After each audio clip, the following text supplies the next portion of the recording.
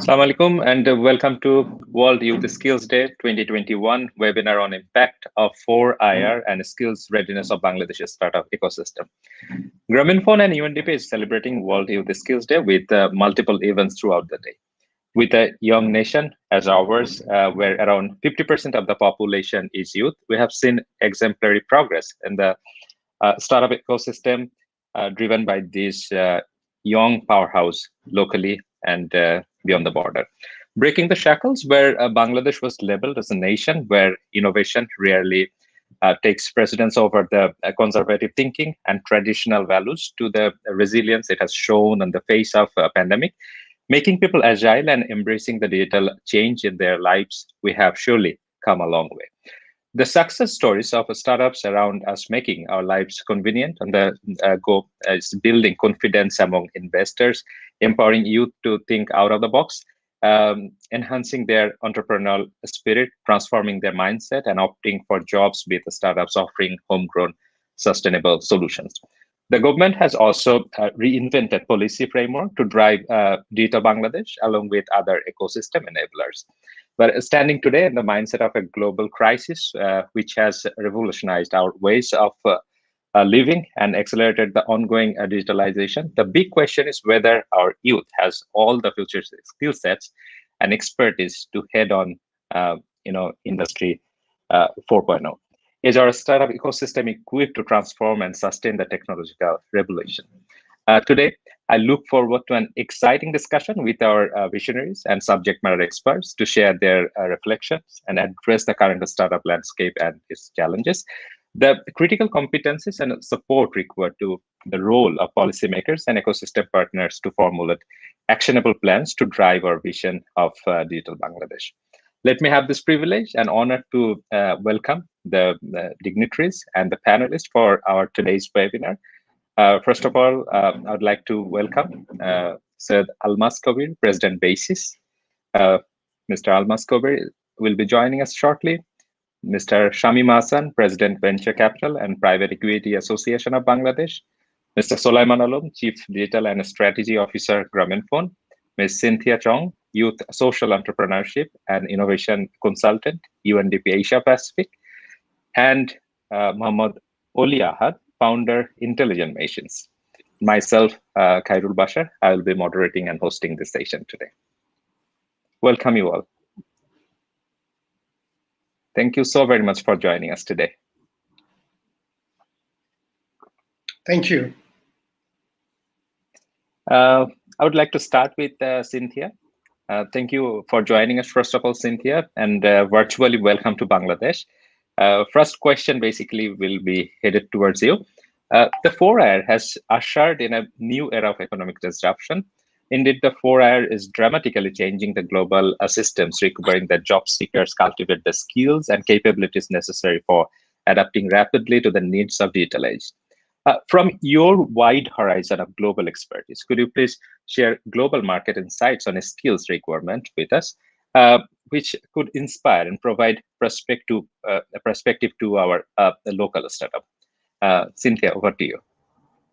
Of course, thank you so much for having me. And I've had the privilege of working with the young social entrepreneurs and all of the partners in Bangladesh, and has always been incredibly inspirational from Monobondu, iFarmer, Shuttle, and everyone involved. So when the invitation came, I was really, really excited to learn from all of you here. So at the Youth Collab, where we work regionally, it is co-led by UNDP and City Foundation, and we work to economically empower young people, change makers and ecosystem partners, and the governments to shape innovation. So the fourth industrial revolution is so vital because it really helps us literally shape the future that we want to see. And we're so proud to be anchoring our work in the youth and unleash their potentials. So in the Asia Pacific alone, there are 660 million young people. And how we see it is actually 606 million SDGs. So that's the Sustainable Development Goals solutions, because we understand young people are the visionaries of today. So when we talk about the fourth Industrial Revolution, we often focus on the technological side of it, which is hugely instrumental. But also today, I want to share with you that some of the aspects which might have been overlooked, and which is the visionary leadership aspect, because all of the industrial revolutions, the pioneers, the leaders, and the visionaries have always been the people who have changed the world. And now it is more important than ever because the speed and also the scale of change has been exponentially accelerated with the digital transformation. And that has changed for the better or for worse, depending on how we utilize it. So the quality and the vision of the people leading this change can really build or really break the world. So my question to all of the young founders is always, why? Why are you doing this? And what is your vision? Because the purpose behind your vision is foundational to your leadership. And once you have set your North Star, the fourth, the fifth, or even any industrial revolution is a tool for you to achieve what you have envisioned. And this is a wave of opportunities that you can ride on, and it will bring you closer to your ultimate goal. And this is where readiness meets opportunities. And for us, this is everything that we do at the Youth CoLab. We believe in young people, and we believe in every single one of you. So from having worked with thousands of young founders in my career, and also being an entrepreneur myself, I want to share 3 tips from my short amount of time. So I think the first one is do it now and keep doing it. The key difference between entrepreneurs and not is taking action in what you believe in. So there are many people who think they have great ideas, and some will even talk about it, but entrepreneurs will actually do it. So execution is everything. And the second one is learn it now and keep learning. It's never too old, never too late, not too early, not too late for learning. So I started writing my first software code when I was graduated from my business school. And I was born in an era where I didn't have a smartphone. So I was older than a smartphone. So I think even Elon Musk and Richard Branson didn't study rocket science at school, and neither did they have formal education in how to get to space, but they still made it pretty recently. So I think the learning to learn is the most vital skill, and I think I can assure you some of the top software developers and engineers in the world have attributed a lot of their knowledge from their time on Google search engines too. And the third and final thought that I want to leave with you is dream it now and keep dreaming. Because I think we're all very good at this when we were younger. And this has a certain type of perseverance for you to keep your dream alive. So dreaming without any understanding is recklessness, but dreaming with wisdom is visionary. And any visionary who has the knowledge and execution power can really attract the talents that can work with you and for you, the capital that you need, and opportunities, and basically anything you need to shape the future. So I urge you all to do, learn, and dream with a purpose. And we look forward to working with all of you at the Youth CoLab. Thank you again, and over to you. Super. Thank you so very much. I mean, it's absolutely inspiring, and I've taken all the 3 pointers that you have meant, and it's all about learning new things and execution. So, but I want to be a bit direct towards you. You are exposed to Bangladesh's startup ecosystem and the kind of skills that is needed for taking on the challenges and opportunities of 4IR. Are you happy with that so far, or you have some kind of reflection on this? Cynthia.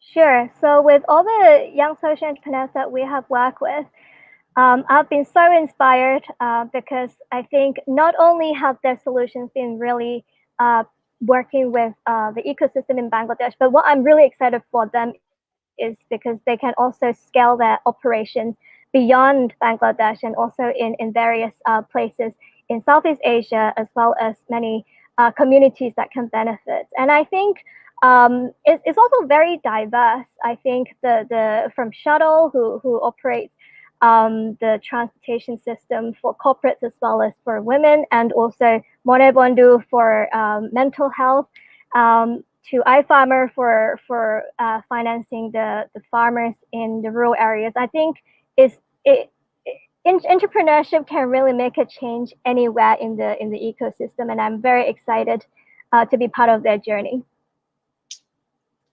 Super. So it's encouraging and inspiring that so far your experience with Bangladesh's startup, and they're quite good. And I'm sure this direction for future will set a new direction towards them, and definitely they are going to follow it. Now, I will move to Mohammad Oli Ahad, founder of Intelligent Machines. As we are discussing on this matter, Oli Bhai, you have seen where Cynthia was coming from, and the direction is set. This is about learning and execution. Now, my question to you: you have grown a deep urge to build technology solutions from scratch for Bangladesh, to adopt tools made for developed countries and then try to fit them locally. It's a different dynamics altogether. Being on the other side of the spectrum, you have faced it all firsthand. So what are the challenges you faced in terms of capability and skill sets required? What other support from the ecosystem do you think can help our startup ecosystem? Other people, say for example, Almas Bhai is here, Sulaiman is here, Shamim Bhai is here, they can definitely give you support. You need to ask now. Over to you, Oli Bhai. Thank you so much, Carol Bhai. Assalamu alaikum and good afternoon, everyone. Before moving on to the challenges, I'd also just like to highlight, just in a very brief, some of our strengths or the achievements that the ecosystem has already made. Possibly in general, many of us are still not much aware that Bangladesh now actually has considerable capabilities in the advanced technology spaces. We can humbly share right now our 20 AI models are live in Bangladesh and Myanmar. And then since this event is jointly organized by UNDP and Caminfor, when the government in Myanmar, enacted a law that all the consumers would have to be, verified, in less than 3 months, Telenor Myanmar used our 3 AI models to complete KYC of their 25 million consumers by now. And then we have also received, requests for AI solutions from markets like the Netherlands, Australia, and the Middle East. And all these requests, Carol Bhai, have come to us from the clients or their technology partners on their own, without any communication from us. Moving on to the challenges, Carol Bhai, the first challenge, I would like to highlight a couple. The first one that we actually face, I would say the most, is the computational infrastructure. All these are very computationally expensive, so we need to use generally 10 petaflops computer. These are essentially supercomputer. And then to our knowledge, as of now, in Bangladesh, we don't have any opportunity to rent this. So we generally need to rent this from Google, Amazon, or Microsoft, and they have an insane markup, generally from 60% to 300%. And then making these payments is also another added challenge. But even since Sulaiman Bhai, if you can, you may consider setting up such advanced, computational infrastructure. Would be more than happy, Bhaiya. Right now, we are paying for per project, per client, per month, anything from $4,000 to $9,000 per client, per project, per month. So we can actually retain this huge amount here. Quite often, Khairul Bhai, we do receive support from many government organizations where they connect us to professors abroad who very kindly, offer their, mentoring to our talents. But I always try to very humbly say these are helpful, but our talents are already, they are already capable. What we need is this computational infrastructure. I'll just share another example just to highlight this case. Even BUET, IUT, the local leading engineering universities, they also suffer from this. And we actually pay for some of the, we have started this, and then a small, humble startup like ours, we have sponsored 28 PhD research for BUET alone in the last 2 years, and 8 other PhD research for students and teachers from Dhaka University, NSU, IUT, BRAC University. So even a small startup like ours have been able to make some contribution in this regard. So just to highlight actually the real dearth of this necessary support. The other challenge that we face is, I would say, also in market readiness. Generally, whenever we talk with the managing directors and CEOs of the large organizations here, I see there's still a huge gap. I mean, we're all learning. Still a huge gap in terms of the requirements. One, I see that they often share that only, we still do not have a very good IT infrastructure or data. Give us some time, we will have a data, ready, and then we'll go with you.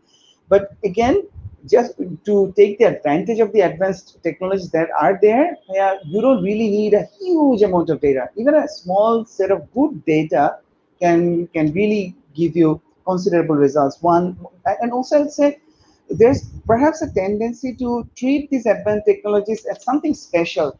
I imagine, when we had electricity in this world, perhaps even in the beginning, we treated electricity, we treated computer, we treated internet, with a special, like this is, similar to if we have a headache or have a normal fever, we don't consider that as special, but maybe for angiograms or C-sections, we'll consider that a special treatment case. So maybe I see still today, organizations, large organizations often tend to treat AI, blockchain, IoT as something super special. It's not. The interns that we have, they come and they produce results in 1 month to 2 months max, production level results. And right now, we have, I believe, 18 interns from Bangladesh, 6 interns from US and UK. So in terms of technology capabilities, I would like to take this opportunity and reassure everyone, Bangladesh has, mashallah, more than capable, solid capabilities. If I may, if I have time, I would just like to take 1 more minute to share another example. One AI engineer, he actually joined us, Imran, Firdaus Al Imran, he actually joined us from Sulaiman Bhai's team, from Grameenphone. We were so lucky, Sulaiman Bhai, to have him. So before he came with us, the way Google, Amazon, Microsoft rent out this computation infrastructure, you need to procure it at the get-go. Either you take 40 clusters or 400 clusters. You need to take it at one go. You cannot add any clusters later, or even deduct any later. And it was very expensive for us because some of the times we saw, okay, say for instance, we have taken 27 clusters.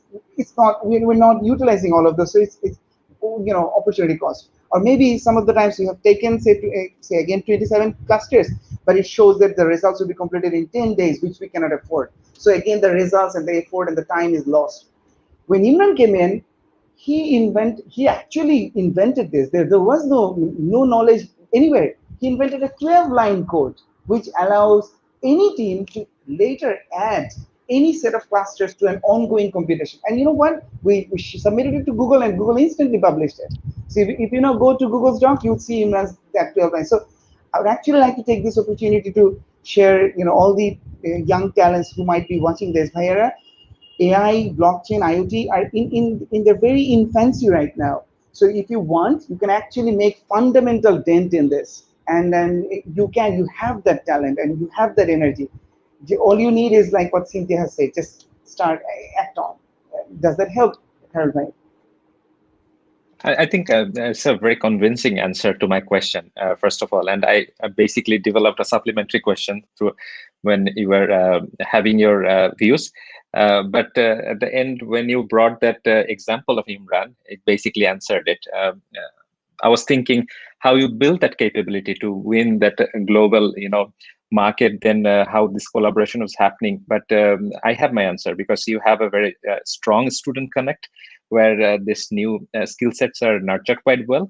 And Imran is from Grameenphone, and Grameenphone puts a lot of effort in building new capabilities every day. We have that 40-hour learning challenge, so every employee is bound to, learn new skills and tricks. So I have my answer. Super inspiring. I will get back to you, Oli bhai. I'm coming back to you, because now we need a bit of investment discussion where basically Shamim bhai can help me to steer the discussion. Shamim bhai, Imran basically said this quite well. Now, we have also seen that homegrown startups have raised more than 200 million USD foreign investment over the last decade. However, the Bangladeshi startup ecosystem is now at inflection point, but the startup funding in the country is low compared to the, say, for example, our neighboring country, India, or a very somewhat close area, China, also as percentage of our GDP. Simultaneously, the pandemic has slowed down the startup investment. I need your views on are you happy with the so far invested amount, and if not, then how we can accelerate the overall investment and the growth? Shamim bhai. Thank you very much, Khairul Bashar bhai. So I've been fortunate enough to be a general partner of Pegasus Tech Ventures. It's a $1.7 billion venture fund headquartered in Silicon Valley. And we have made investments in more than 200 startups globally in more than 15 countries. And that includes Elon Musk's SpaceX. Our recent IPOs were Airbnb, Coinbase, Sophie, 23andMe, DoorDash. So we invest in companies that really bring innovation and infuse emerging technologies or 4IR technologies. And so Sophie is a fintech company, and they use a lot of 4IR technologies that provide a suite of financial products for loan refinancing, mortgages, personal loans, credit card investment, and banking services. 23andMe is an advanced biotech company that provides genetic testing services to generate reports relating to customers' ancestry, genetic predispositions to health-related topics. And as you know, Coinbase is the world's largest cryptocurrency exchange who uses heavily the 4IR technologies like blockchain.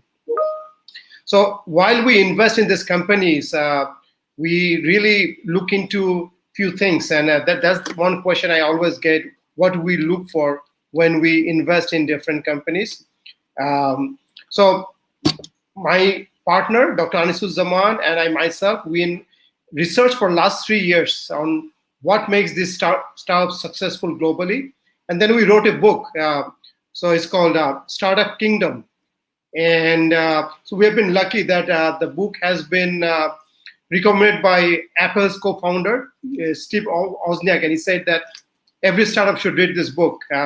So in this book, what we find out that there are like 6 important factors that probably make or break every company.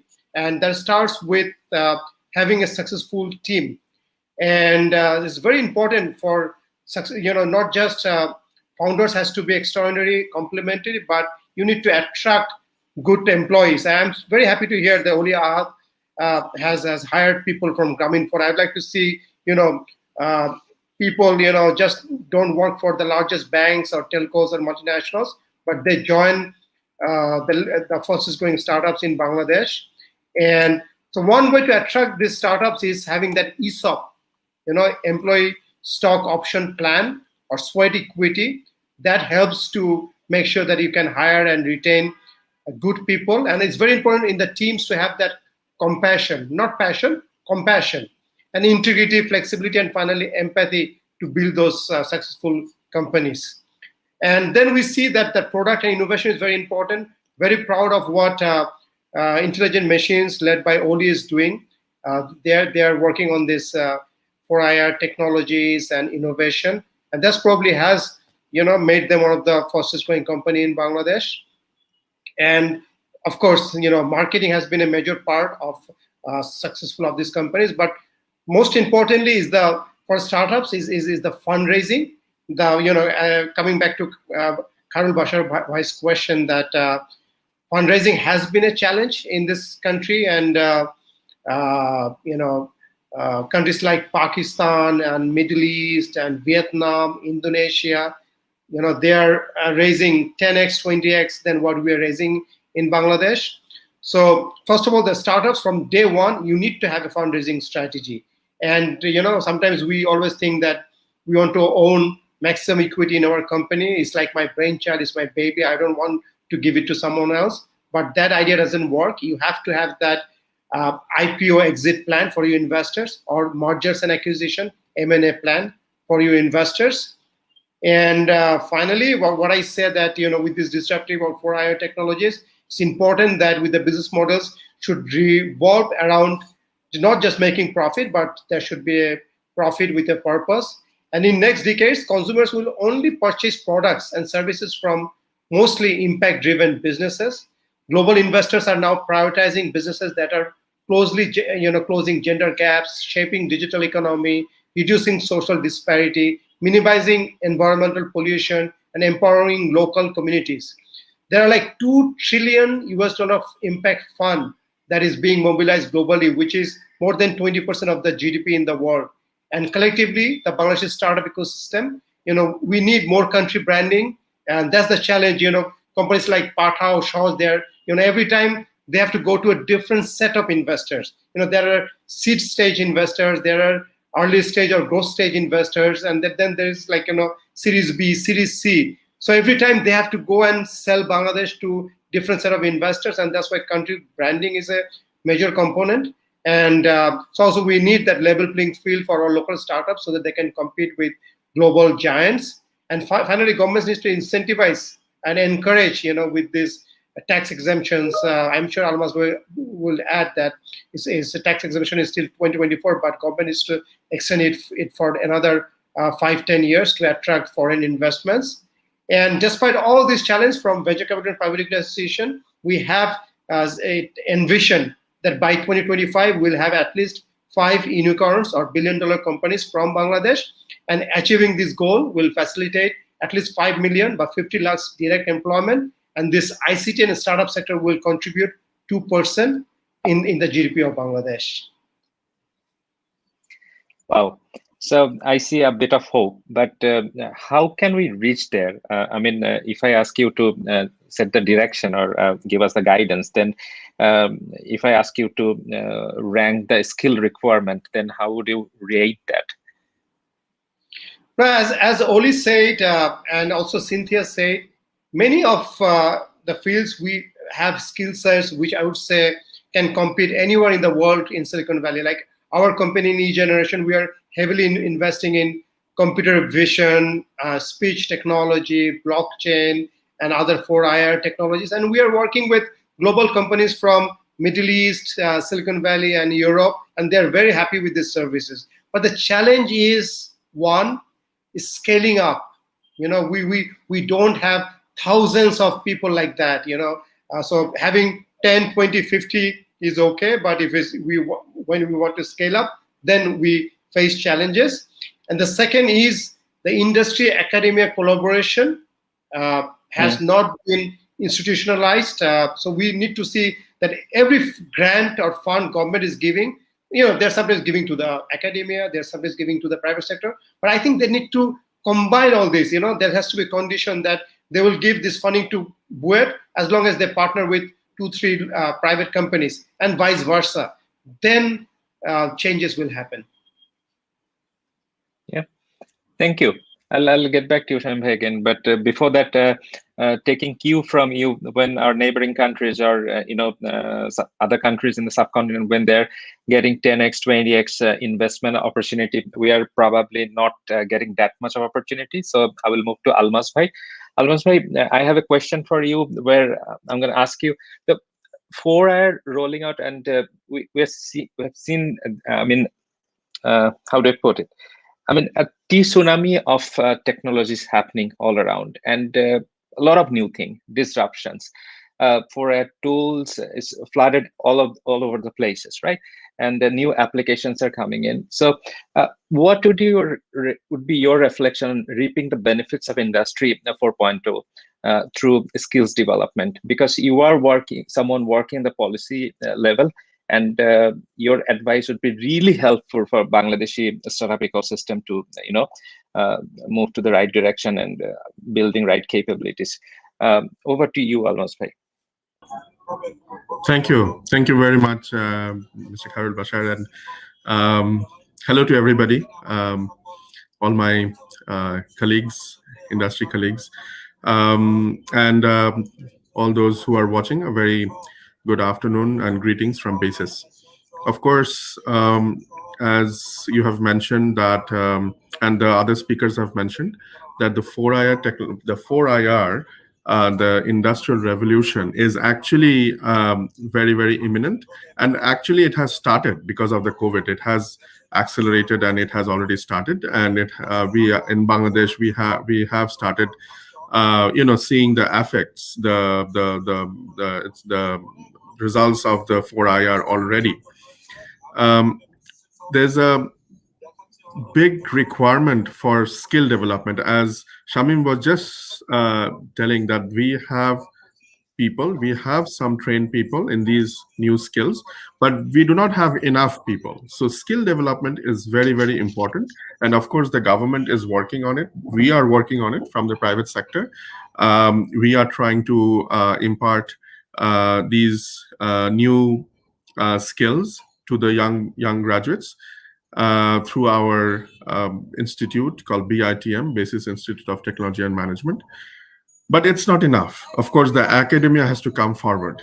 So we are in dialogue with the academia, with the University Grants Commission, that how we can shorten the gap, minimize the gap between the academia and the industry, and the gap between the knowledge and skill, or rather merge knowledge and skill. So that is very, very important. I just have a few slides at my disposal. Let me just go through those slides. Let me just show you the slides, because that will show you why it is very important to develop these skills. Could you please share my screen?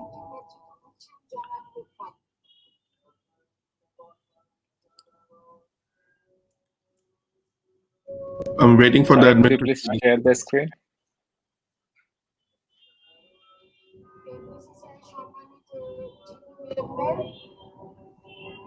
Okay. No, I guess. No? She can't hear me? Maybe. Okay. So let me just. Sometimes it takes a minute to upload. No, if you could just share that shared window. Is it possible? Okay, great. So let me just proceed. So of course, as I was saying, that this is the message from the World Economic Forum, that automation in tandem with the COVID-19 recession in creating a double disruption, because this is a double whammy for us. This disruption from the pandemic-induced lockdowns and economic contraction, technology adoption by companies will transform tasks, jobs, and skills by 2025. So what we were anticipating, like even like a couple of years back, that fourth industrial revolution and its effects will be, coming to Bangladesh in the next 2 to 3 years or 3 to 5 years, it has already started coming. So it has definitely accelerated. So, let me just stress on the point that 4IR, we have to adapt the 4IR, and that is why I have been advocating for introducing the 5G technology, 5G network in the Bangladesh as early as possible. Because if without that infrastructure, we will not be able to take the full advantage of 4IR. Of course, it will enhance the productivity. It will automate the production facility. Assembly lines will be equipped with robots, humanoids, and machines. The predictive maintenance will be there. The machines will be connected, that we all know. 3D printing is very, very important. So manufacturing complex parts will be very easy when you use 3D printing. Big data is, of course, very much necessary for the artificial intelligence. Smart transport system will be we will actually be using now that we are introducing metro rail, and our railway system will need these smart transportation system. The supply chain will be networked, and of course the production simulation through software and optimization, that will also enhance the productivity. So all these will enhance productivity and enhance the economy.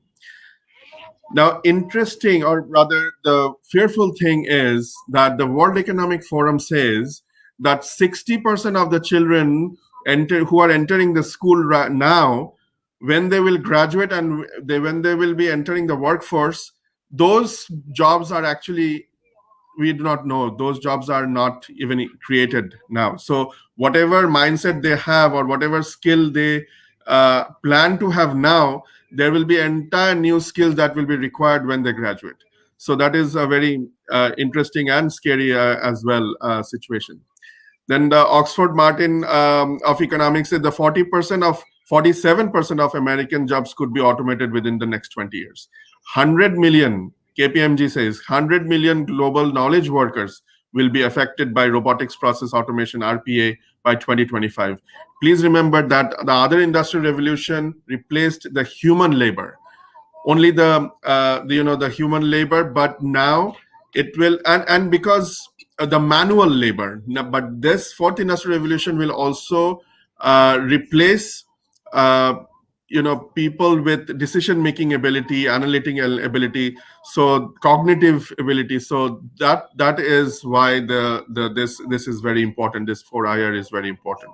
And the OECD says that 5 to 10% of labor would be displaced by intelligent automation. New job creation will upset, of course, but again, there will be a huge disruption and displacement of jobs.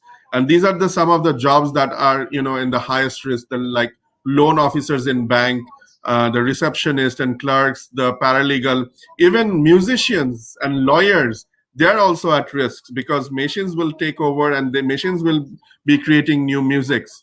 So this is very, very interesting.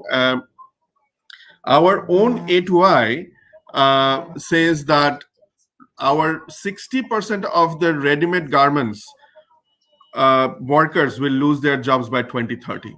Leather sector will see a job loss of 35% and tourism sector will see a job loss of 20%. So that is, very, very matter of concern.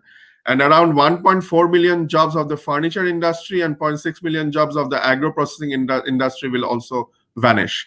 So this is just a little excerpt of what we are going to see in the next decade. So upskilling and reskilling is necessary. There is no doubt about it. Of course, you need to enhance the skill of your workers, but then again, you will not need all these workers, or not all these workers will be ready to actually meet the challenges, or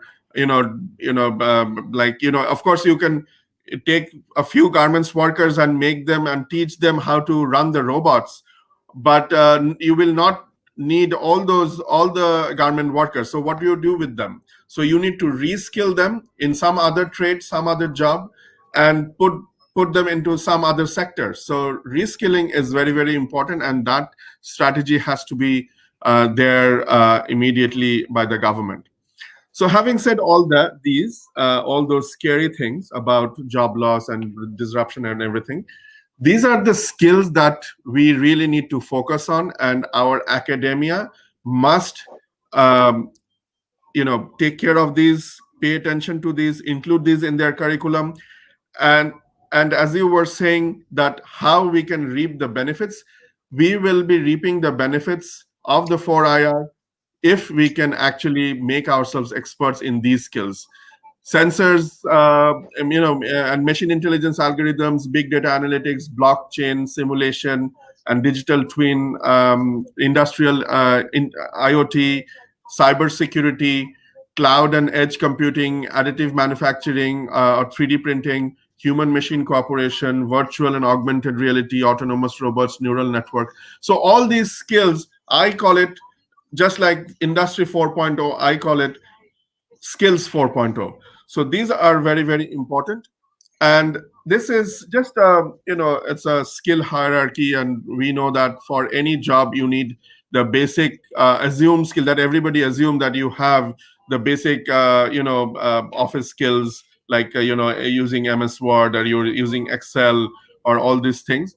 But then again, if you have this whatever I'm saying now, this is for the young people who are listening, or who will be listening on Facebook later on or see this recorded video.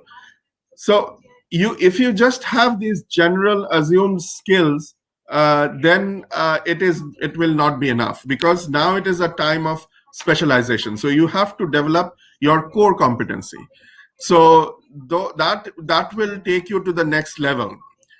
Then after that, you will also need, if you want to go further or take your career further, then you have to be analytical and critical about critical thinking, and make decision-making jobs, like some data analytical jobs and those things. So those skills are very, very necessary. And of course, there are some interpersonal skills that will actually boost your ability, and then of course only then you can become a leader. So this is just a thing that I wanted to share with. I found this on the internet, so I just wanted to share with the young people. So you can take it off if you want. So what I was saying is that the skill development is necessary, is imperative, and if we really want to reap the full benefit of 4IR in Bangladesh, we have to train our graduates. We have about 22,000 graduates in computer science and engineering and math and related subjects every year. But as I was saying earlier, they have the knowledge, but they do not have the skill. So we have to, ensure that they have the skill and become employable, and not really any other skill, but the skills that I have just mentioned, the skills 4.0, so that we can have the full advantage of it. Thank you. Wow. I mean, thank you so very much. I mean, it was the best way to summarize the overall discussion that we're having now without that presentation. I mean, it's super. And with that, basically, I have that question to Soleiman Bhai. Soleiman Bhai, Almaz Bhai is talking about skills 4.0. He was talking clearly about the cloud computing, then industrial IoT, cyber security, and many other future skills. Those skills will definitely help us to grab the opportunity or grasp the opportunities of Industry 4.0. But at the same time, Almaz Bhai was also talking about that in the RMG sector, there are around 60% job opportunity we're going to miss out by 2030, as per RY. Then leather industry, 35%, tourism, 20%, and the overall number is quite big. And we also know that Bangladesh is already LDC graduate, and there will be so many, preferential treatment that we get in the global market. They are no longer will be there or give us the protection in the global market. So the place I want to land for your question, that Grameenphone is actively engaged with GP Accelerator platform for quite some long time. And these new skill sets, new traits, we have been nurturing with the ecosystem for quite some time. And now that Almaz Bhai is giving a clear direction where we are heading towards. So what kind of pivot will be needed from Grameenphone or from the industry to shape up the overall ecosystem to, take on the challenges and the opportunities? Soleiman Bhai, to you. Well, thank you, firstly, and then assalamu alaikum to the audience, and assalamu alaikum to the very esteemed panel that we have here. There's so much to say. I mean, I am in essence and personally very optimistic about a lot of things, but then of course about the future and what the youth can actually bring for us in Bangladesh. And before maybe answering your question directly, I just want to remind everybody who's listening in that so far we've done quite fantastically well. I mean, not even coming to, let's say, 4IR, but so far, everybody kind of predicted all kinds of failure situations for our country, and And so far, showing everybody, kind of standing everybody up, we have been able to really grow at such a breakneck speed that it's quite, it's a case study by itself, right? But herein comes the thing, and that is also something that I firmly believe in. What actually took us here is not going to get us to where we really want to go. The picture that Almaz Bhai was actually sharing for the whole world. Actually, it is not only specific to Bangladesh, but for the whole world.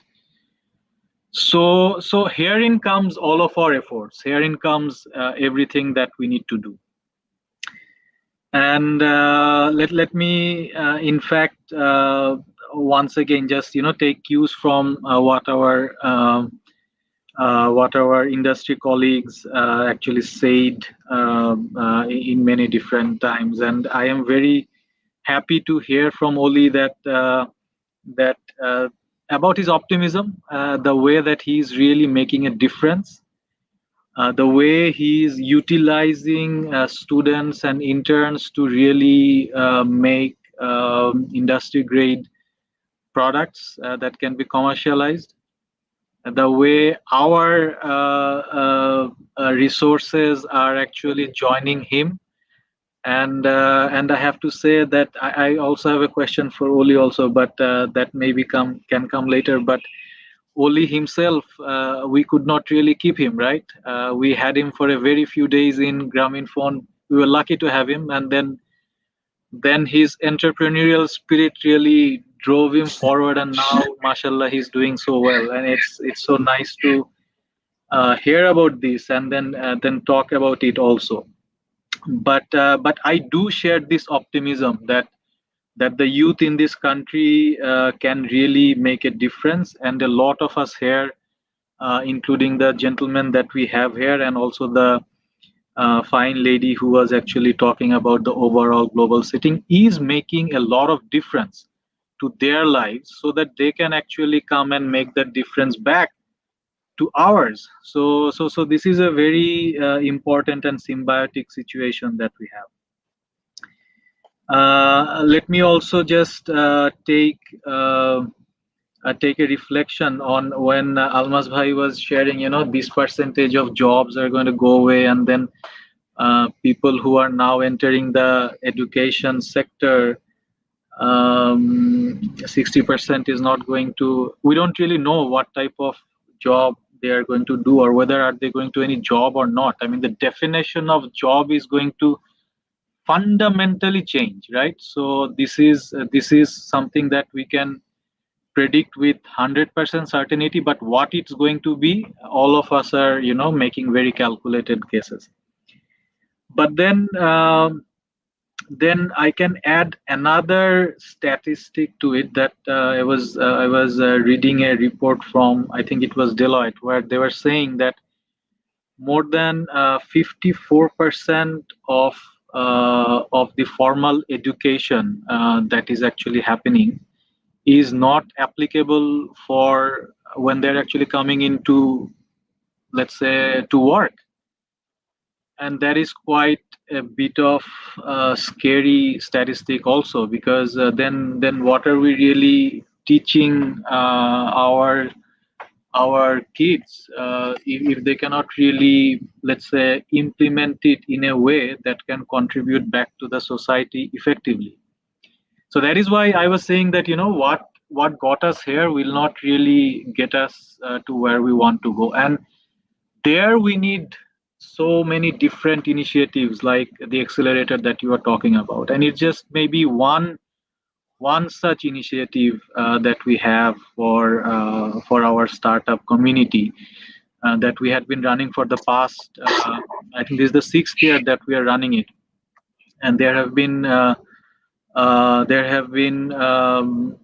mean, we have been kind of lucky to have this kind of osmosis from these startups, so whereby we were able to kind of also give them a launching pad, but at the same time we learned so much from them. And this I think is also having an impact on Grameenphone in many positive ways. But these initiatives like the Accelerator, and then we have another one called the Grameenphone Explorer, which is also for building skills for university students who are just graduating. And then Accelerator, as you know, is for the startups who are at the beginning or at the seed stage. So all of these activities that different entities, the private entities, are doing will help. But I don't think that is enough. And we need a countrywide program whereby we can systematically change some systems and then put in some systems which are not here now.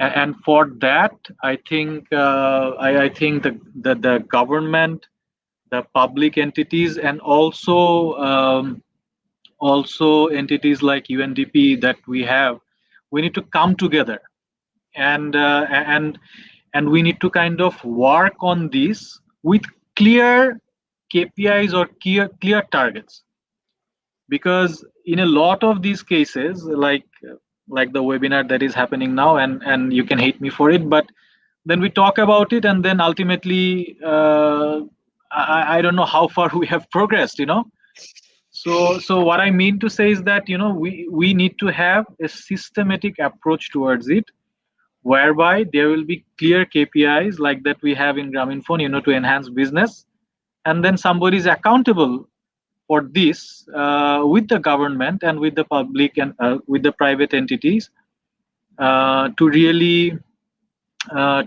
change certain policies and systems that can actually facilitate the youth skill in a fundamental way.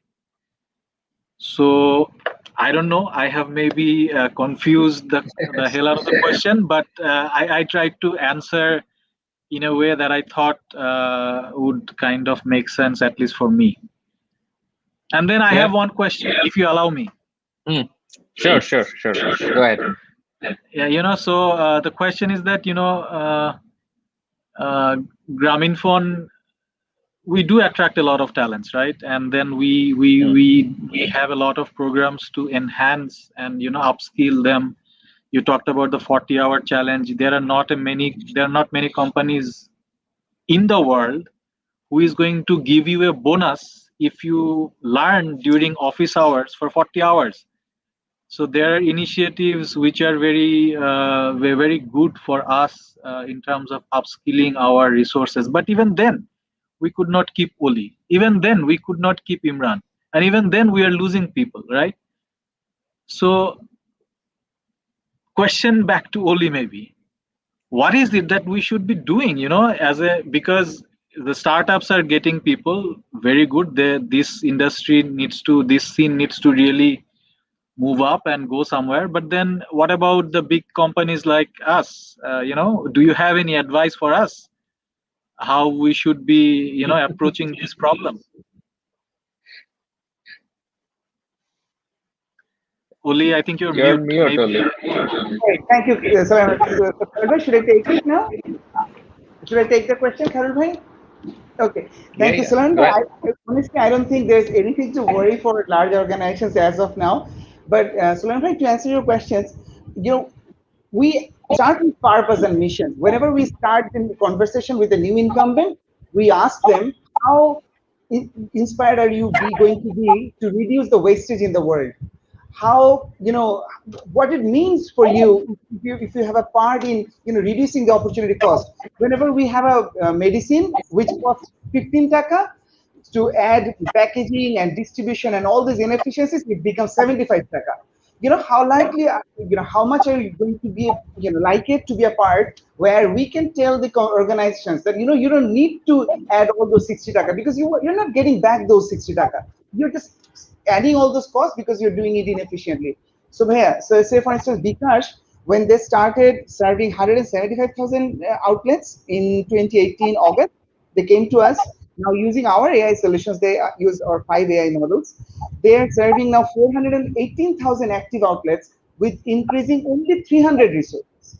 So we have increased 76% productivity because we can tell them which outlets they should not go, because going to that outlets is actually a wastage of time, and which outlets they must win. So it's its purpose. But again, to answer, just I'll take this opportunity to just build on to Almas Bhai and both Almas Bhai and Shamim Bhai's comments. I would request all of us to also think about this. Almas Bhai, this job landscape has changed perhaps in every century. The way we used to do fishing, the way we used to do poultry, we used to do carpentry, has all changed in 1600s, in 1700s, in 1800s, in 1900s. So Almas Bhai, inshallah, all these 60% jobs will be replaced. Yes, because if we go back, maybe it was also the same case in Middle Ages. It was also the same in early history. We would be doing things in different ways. So for all the garment owners, Bhaiya, our respected RMG businessmen who have actually made a significant contribution, I would say, after perhaps our freedom, liberation war, by taking our economy this far, I would all request them to consider exploring data preparation, business. So for I can share our example. We have now 267 data annotators, and 10% of them we have dedicatedly, for experiment, we have taken 10% who do not have any academic qualification.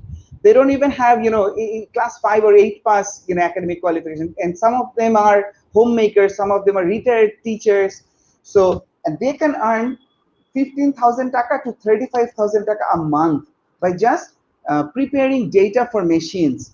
And I know for a fact, Bhaiya, there are larger organizations in India, in Vietnam, who serve the global giants like Waymo and Googles and Amazons with larger, so for the garment workers, maybe not all of them would be eligible for this, but this can be an easy answer that I can think of. We have a success, and we'd be more than happy to share our learning with them. So we've seen people do not take more than 1 or 2 days to gain the necessary skill, to train the data. So Solomon Bhai, I don't think you have anything to worry about at all.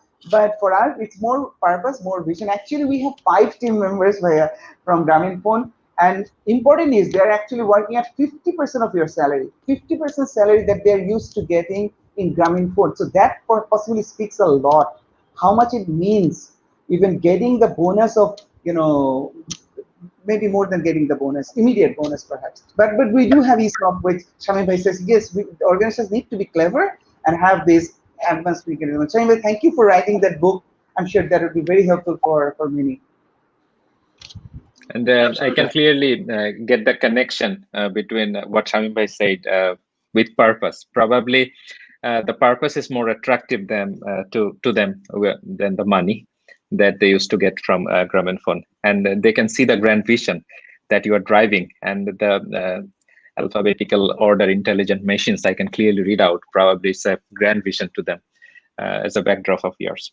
So I have 3 open-ended questions to this distinguished panel, because we have another round of panel discussion today in this occasion, World Youth Skills Day, where our CEO Yasir Azman is going to present a keynote, and he will be needing 3 answers out of this panel discussion, because he is watching it, and he asked us to ask categorically 3 questions. One is, how big startups can close a skill gap for 4th industrial revolution?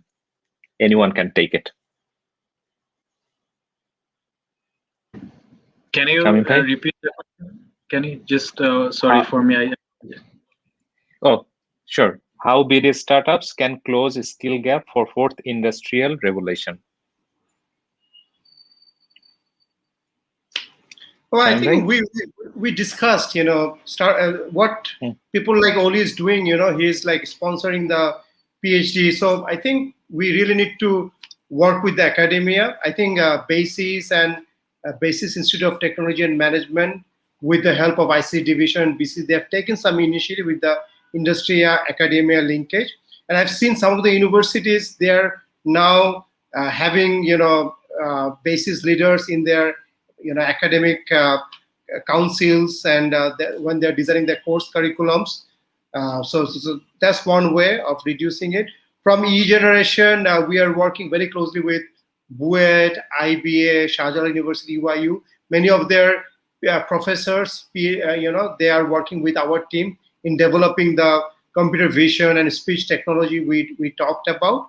And finally, government needs to get involved to support this with a proper research grant, which industry makes sure that they commercialize it in the right way.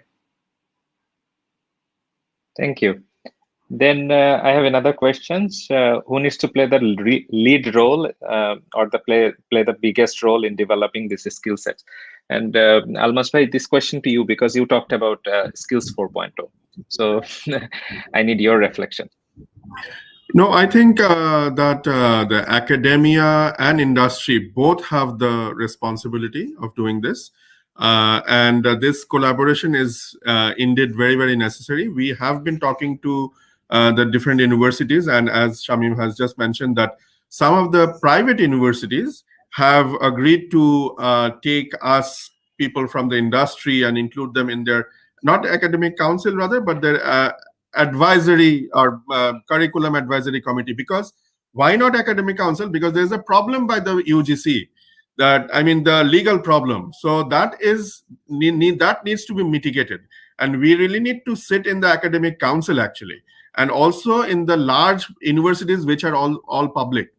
The public universities, they take a lot of time, as you understand, to change their curriculum, and that will not help this industrial revolution, fourth industrial revolution, and the challenges. So we have to be agile, we have to be nimble, and we have to be dynamic as well, because the industry changes every 6 months. The requirements changes every few months. So the responsible, as I was saying, is both of the academia and the industry. And also I believe that it is time now that, as Intelligent Machine is now sponsoring for the PhD courses, it is also time for our bigger companies and older companies to come forward and help in provide scholarships, provide grants to the universities, maybe research grants to the universities. So this is, I guess, it is time, and we have, after like this 50 years of independence, I think we are at that stage right now. So there is also another responsibility to the industry. I just wanted to add that the responsibility is mine, Oli's, Solomon Bhai's, and Almas Bhai's, and all of us. So remember, in 70s, just one person named Mr. Nurul Kader, he sent his team members to Korea to get training from Daewoo, and he got trainers from Daewoo to come to Bangladesh and get trained. And that one person single-handedly developed that ecosystem in the beginning, and now there is a $30 billion industry. If all these intelligent machine and e-generation can become successful, that can create another $30 billion industry, and that will create another 30 million jobs for and improve the skill sets of our people. Can I just sorry, Khalil Bashar bhai, can I just Sure. It's not a additional point, but rather I would say that maybe also we are kind of assuming that the regulatory and the overall landscape is going to improve when we're talking about all of this. Because I think Almas bhai was saying in the beginning that a lot of new, let's say, technology and a lot of new, let's say, initiatives need to be on basically hand in hand with all of these things that are happening. Because Bangladesh has always been very individual initiative driven. Like the example Shamim bhai said, and then we have so many examples of the SME growth and everything basically. So individual initiative driven. But then this I mean, this particular situation that we have in our hand, we are not competing amongst ourselves anymore. We are competing at a global level. I mean, intelligent machines, yes, they are doing fantastic here, but then I mean, we would want that they compete at a global scale, at a global level, and then take it there. So our cybersecurity law, privacy law, I mean, there are so many things that kind of need to set into place. I know Almas Bhai, Shamim Bhai, all of them are actually working. We are working with the government. So I think everybody needs to kind of chip in, and so does the government. So this is what I actually wanted to add here. Thank you, Sulaiman Bhai. Any last reflection from you, Cynthia? We are just overrunning a bit, but I can take your reflection. Absolutely, and I really agree with all the gentlemen who shared their insights. So I think from my side, as a young social entrepreneur from across the region, I think all of us really does share the responsibility, and I think like the learning really comes from each and every individual, the perseverance and resilience. Ultimately, it is you who run the business. It is you who decide if you want to really scale it or really learn it, and if you want to give up. So I think if we can all support, we're as the ecosystem partners, every one of us play a role in facilitating and protecting and also building the scaffoldings for them to build and nurture. And I think we have a really great bunch of expertise and people in Bangladesh. I'm so happy to be sharing with all of you today. May I just add one little thing for 30 seconds? Sure. So sure. I just want to inform everybody that BASIS has been working very closely with the young companies or startups, because most of our members are actually less than 5-year-old. So they are mostly 3 to 5-year-old companies, and we have made a growth ecosystem in BASIS through which we are providing them support like capacity development, like their marketing, growing their marketing ability, growing their other interpersonal skills. Also, we are providing them complementary legal assistance. We are providing them complementary tax advisory. We are providing them with these are the small little support system that we have grown. And this we are calling the growth ecosystem, and they are taking full advantage of it. And I'm very happy that the mentoring system that we have introduced in BASIS is working wonders, where there's a pool of mentors who are senior in the business world and experienced in the business world, and there's a pool of mentee who are new, and each mentor is mentoring like 3 to 5 mentee for a 3 months period. So there's a cycle, every 3 months it changes. So this has become very, very popular. And this is how we are trying to make the startup ecosystem very robust. Yes. Thank you. We are also helping them access to the finance, a few financial institutions and banks, so that they can access the finance without paying any collateral. So with that note, I think we're almost at the end of our discussion today. Quite interesting topic that we brought in today in the occasion of World Youth Skills Day, impact of 4IR and skills readiness of Bangladesh's startup ecosystem. In order to summarize the overall discussion that has taken place here, Almas Bhai basically talked about Skill 4.0 requirement and how the Industry 4.0 tsunami is going to impact Bangladesh as well. So we need a clearer direction and policies so that we can create more opportunities for those people, skills with big data, AI, machine learning, and with STEM background. We should have a clearer, intensive plan for people like Imran, Oli, so that their intelligent machines can get the opportunities and win the opportunities beyond boundaries. So definitely there will be skill requirements. And with that, I think Cynthia also talked about how it is clearly linked with, sustainable development targets and goals. So that is also very important for a country who just graduated as LDC and even set for the even bigger targets going forward. And Shamim Bhai talked about policy level reformation. Then the beautiful book he showed to us where he clearly talked about the purpose, and I can clearly see that only supported it, that people are joining his team only because of the purpose, and that they're more focused towards the great vision and grand vision. And we also discussed about the curriculum requirement, reformation at the university level, grants, and so on and so forth.